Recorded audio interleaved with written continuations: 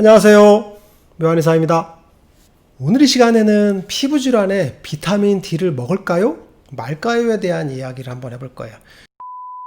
영상을 만들기 위해서 많은 노력을 하고 있어요. 구독과 좋아요 부탁드리겠습니다. 비타민 D 많이 드시죠? 비타민 D는 거의 필수 비타민처럼 여겨지고 있는데, 비타민 D는 사실은 비타민의 성격보다는 호르몬의 성격이 더 많아요. 그래서 오늘은 비타민 D의 역할에 대해서 한번 알아볼 텐데, 비타민 D의 역할은 장에서 칼슘을 흡수하고, 그 다음에 간과 신장에서도 칼슘을 흡수하는 작용, 그리고 뼈의 석회화를 유지한다고 볼 수 있어요. 그래서 뼈를 튼튼하게 하는 작용이 흔히 알고 있는 거고, 두 번째 작용은 뭐냐면 면역세포랑 관련이 돼 있어요. T셀과 관련이 돼 있는데 좀 어려운 얘기인데, 비타민 D가 T셀의 분화 과정을 조절한다고 볼 수 있어요. 그래서 정상적인 T셀이 분화를 잘해서 면역계 질환이 잘 안 생기는 그런 걸 조절한다고 볼 수 있어요. 그래서 류마티스, 그다음 루푸스, 궤양성 대장염, 그다음 크론시병, 그다음 건선, 이런 자가면역 질환과 관련된 부분에서 큰 역할을 하고 있는 게 바로 비타민 D예요. 두 번째 사실은 잘 모르고 있는 경우가 많아요. 비타민 D는 흔히 음식물로 섭취가 어려운 비타민이라고 되어 있어요. 일반적으로 보면 10% 정도의 비타민을 음식으로 섭취할 수가 있고, 90% 정도는 자외선에 의해서 합성된다고 이야기가 되거든요. 그만큼 부족한 상태인데, 비타민 D의 일반적인 농도는 뭐냐면 30 정도라고 볼 수 있거든요. 근데 검사를 해보면 대부분의 성인들은 90% 정도가 비타민 D가 부족한 상태라고 나와요. 비타민 D와 칼슘의 관계에 대해서 한번 알아볼 거예요. 이건 좀 구체적인 이야기를 한번 살펴볼 거예요. 내용이 좀 어려울 수도 있는데 끝까지 한번 따라와 보세요. 알고 나면 되게 쉬워요.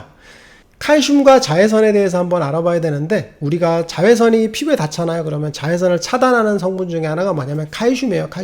칼슘이라는 미네랄인데, 미네랄이 이제 과립층에서 쭉 퍼져 있거든요. 그게 자외선을 반사시키면서 차단하는 작용을 한다고 볼 수 있어요. 그런데 칼슘이 줄게 되면 자외선이 막 들어오죠. 많이 들어와요. 그럼 어떻게 되겠어요? 피부 깊숙이 들어오면서 자외선의 작용으로 인해서 비타민 D 전구체들이 활성화되죠. 프로비타민 D 같은 것들이 활성화되면서 그게 비타민 D로 전환이 되거든요. 그럼 비타민 D가 많아지면 어떻게 되냐면 혈액 내에서 칼슘을 막 흡수를 하게 됩니다. 그런 게 뭐냐면, 칼슘을 어떻게 흡수를 하냐면 칼슘이 부족해 라는 신호를 보내는 거죠. 비타민 D가 많아지면 우리 몸에서는 칼슘이 부족해 라는 신호로 그게 피드백이 되는 거예요. 그러면 칼슘을 재흡수하는 기전이 막 활성화되죠. 그러면서 칼슘이 풍부해지는 거죠. 풍부한 칼슘으로 인해서 그게 뼈로 가면 뼈의 석회화가 되거든요. 그래서 뼈가 튼튼해지는 거죠. 그래서 골다공증에 비타민 D를 섭취를 하면 뼈가 튼튼해지는 기전은 자외선에 의해서 비타민 D가 합성하는 기전과 똑같은 거예요. 우리가 자외선을 많이 쏘이게 되면 비타민 D가 많아지는 거거든요. 많아짐으로 인해서 뼈가 석회화되는 과정, 칼슘이 풍부해지는 과정이 되는데, 우리가 자외선을 많이 못 쏘이니까 인위적으로 비타민 D를 섭취를 많이 하는 거예요. 그럼 어떻게 되겠어요? 그게 칼슘이 부족해 라는 사인을 보내는 거죠. 그래서 우리 몸에서 위장과 간, 신장에서 칼슘을 재흡수를 하는 거죠. 그게 그래서 칼슘이 많아진 상태에서 뼈로 가는 거예요. 그래서 뼈가 혁회화되는 거죠. 그래서 뼈가 튼튼해지는 그런 상태라고 볼 수 있어요. 그래서 비타민 D를 섭취하거나 하는 것들은 자외선을 많이 쏘였다라는 신호를 보내주는 거랑 똑같은 작용을 한다고 볼 수 있어요.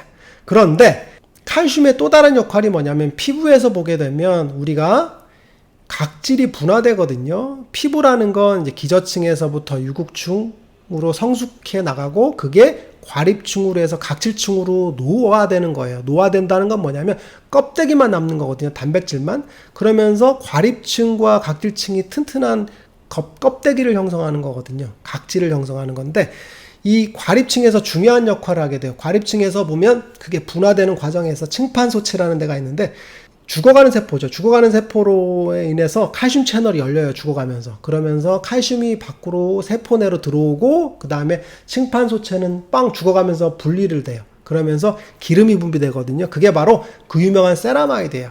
그래서 층판소체에서 세라마이드를 분비해서 기름을 쫙 바르고, 그 다음에 거기에서 칼슘이 풍부한 세포가 되고, 그러면서 각질이 죽어가는 거죠. 그러면 아주 콘크리트 구조가 되는 거죠.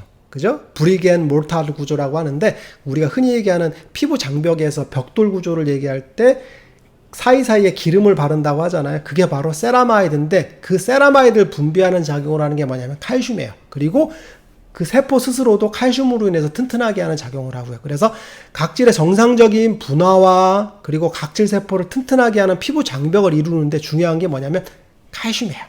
그래서 건강한 세포일수록 칼슘이 많아요. 그래서 아토피나 건선 있는 분들을 검사해보면 피부 과립층에 칼슘이 굉장히 적어요. 그래서 피부가 정상적인 각질이 이루어지지 않고 각질이 푸석푸석하고 긁으면 떨어지고 하는 그런 작용을 하는데, 튼튼한 분들을 보세요. 피부가 건강한 분들을 보면 긁어도 각질도 안 생기잖아요. 그게 뭐냐면 칼슘에 의해서 튼튼한 구조를 만드는 거죠. 그게 바로 피부 장벽이죠. 그런 상태를 만든다고 볼 수 있어요. 그게 바로 칼슘이라고 볼 수 있어요.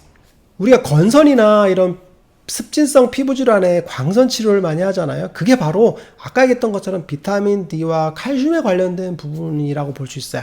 건선 같은 경우 이제 UVB를 쏘이죠. 그래서 광선 치료실에서 한두 시간씩 들어가서 이제 자외선 치료를 하게 되잖아요. 그 원리가 뭐냐면 자외선을 쏘여요. 그러면 자외선에 의해서 비타민 D가 합성이 많이 돼요. 그러면서 칼슘이 부족한 상태라고 인식을 해서 칼슘을 흡수하죠. 그래서 피부 자체가 칼슘에 의해서 장벽을 튼튼하게 하는, 그리고 각질 세포가 튼튼하게 하는 작용을 한다고 볼 수 있어요. 그리고 또 하나는 아까 얘기했던 것처럼 비타민 D가 뭐라 그랬어요? T셀의 분화 과정을 정상적으로 이끈다라고 볼 수 있죠. 그래서 비타민 D를 풍부하게 만들어내는 그런 선순환 구조를 통해서 T셀과 관련된 건선의 문제들을 해결한다고 볼 수 있어요.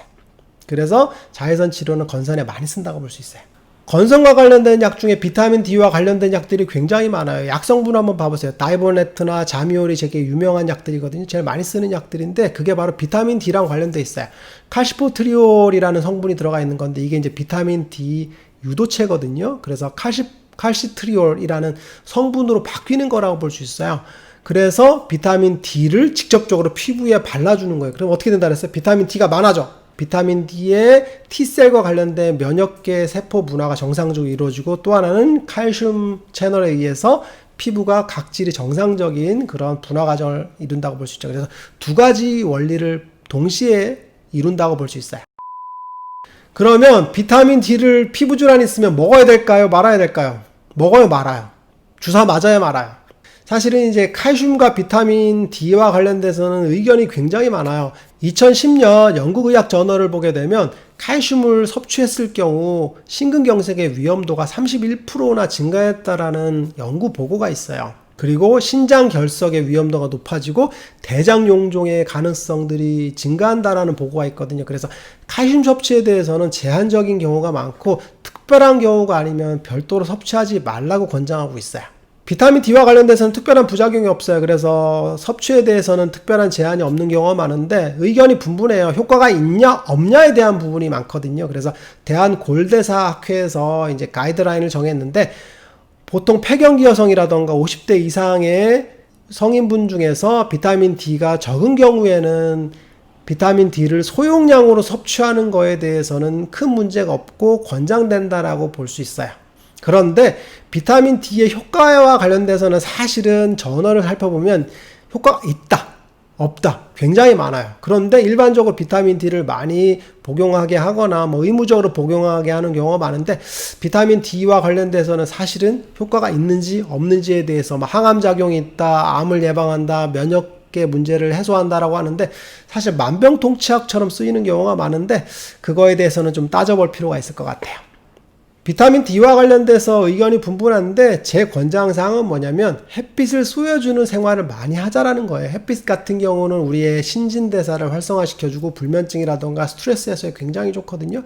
자외선이 무서워서 피부 노화가 무서워서 햇빛을 안 쐬는 경우가 많아요. 그래서 자외선 차단제를 얼굴에 바르는 상태에서 몸에는 햇빛을 노출시키는 그런 일광욕들을 해주는 게 중요할 것 같아요. 그러면 비타민 D가 일정 정도 이상 합성이 되면서 피부도 튼튼해지고 몸도 튼튼해지는 상태가 될 수 있을 것 같아요. 그래서 먹는 비타민을 소용량으로 섭취하는 것은 크게 문제는 없고, 칼슘 같은 경우에는 부작용의 우려가 있으니까 일부러 섭취하진 않는 게 중요할 것 같고, 그리고 규칙적인 야외 운동을 통해서 자외선을 흡수하는 게 더 좋겠죠?